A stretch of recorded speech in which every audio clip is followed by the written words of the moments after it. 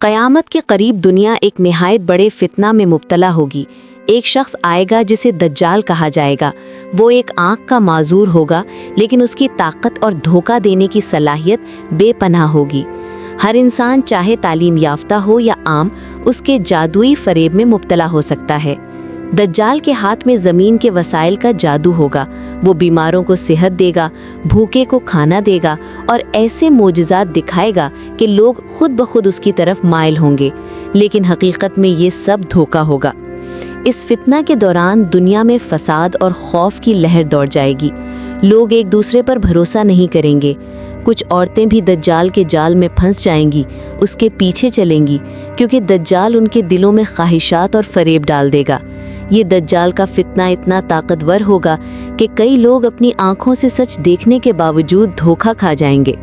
لیکن ایمان والوں کے لیے ایک راستہ ہے۔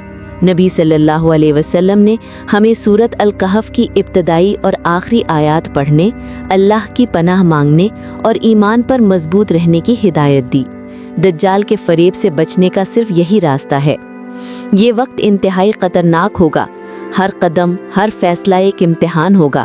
جو لوگ دجال کے جھوٹ اور فریب میں آئیں گے، ان کے لیے نقصان ناقابل تصور ہوگا، لیکن جو ایمان کے ستون پر قائم رہیں گے، اللہ کی رحمت ان کے ساتھ ہوگی اور وہ اس عظیم فتنے سے بچ جائیں گے۔